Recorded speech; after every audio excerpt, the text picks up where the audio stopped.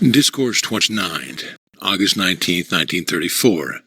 Beloved Arcturus Discourse on the Music Festival at Soldier Field, Chicago, Illinois. It is St. Germain's request that I voiced you the mighty accomplishment at the music festival last night. May I first refer to my own humble efforts in conjunction with those at the Royal Teton on New Year's Day 2 years ago. It was then decreed that a Century of Progress exposition should be a focus for a constructive activity which should ever expand and increase in intensity during the next 100 years. The opening and lighting of it was the initiatory step, that is to usher in the beautiful, magnificent golden age which is signalized in that activity. This has made Soldier Field sacred ground, a sacred altar of divine activity in the Western world, and so far as humanity at large is concerned, the hub of the whole of America. A volume could be voiced on all that took place and that which led up last evening, but owing to the human sense of time, this must be greatly condensed and but an outline given. Before proceeding with the description, I wish to call your attention to the unparalleled number of pageants of all kinds, of many nationalities that are being held in Soldier Field this summer. These cover the period from the ascension of Jesus down to the present time. They give acknowledgment of the ascension, which is the most vital thing in the culmination of all human experience. These pageants, from the human standpoint, are a calling forth of the latent memory in humanity at large and are raising the essence of that activity. How easy it is for humanity to pass over transcendent activities because of their unbelief, acknowledgement or acceptance of the true perfection of life, for all life and manifestation is God in action.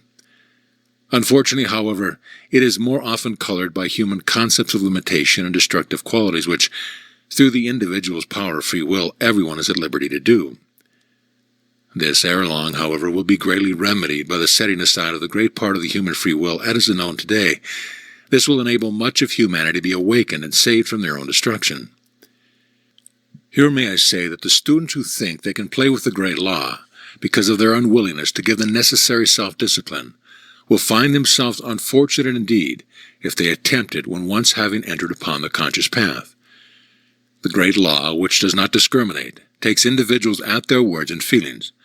Those who think they can escape this are but deceiving themselves. The coming pageant of the celts is really of great importance, for it enters into the vibratory action from the time of Jesus up to the present. The interactivity within and above Soldier Field last night was one of the most divine activities since the advent of the Kumaras into the presence of the earth. Circle upon circle rose above the surface of the earth, and those seated within the field. The first circle was formed by the members of the Great White Brotherhood in their golden robes, being those whose outer forms have not yet made the ascension. Next came the ascended host of masters who have made the ascension. Then came the angel devas and 7 of the cherubim.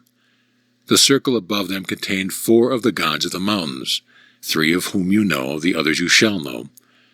Around these were the archangels, of whom the archangel Michael was the director.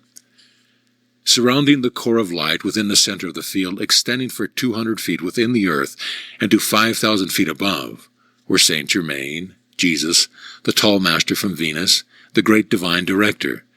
They were the dispensers of the mighty currents of energy sent to all parts of the earth to do their work with no uncertainty.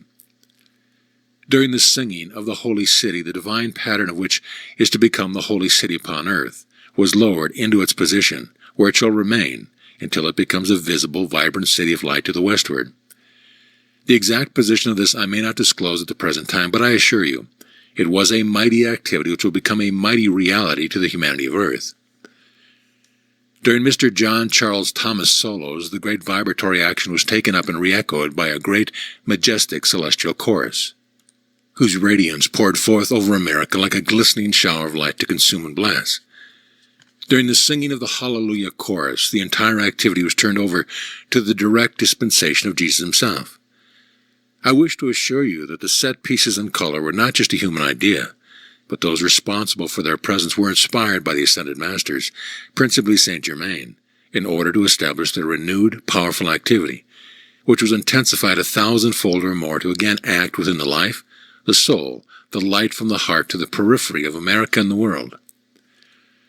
The representation of signing the Declaration of Independence was to bring forth the conscious attention of the earth, and especially America, its unparalleled activity upon the earth, and to call it to the attention of the people of America, that they might hold close to and stand by the original Constitution of the United States, which was and is a divine creation, until such a time as the complete ascended master Constitution of the United States of America shall come forth, as the advance of the Golden Age proceeds.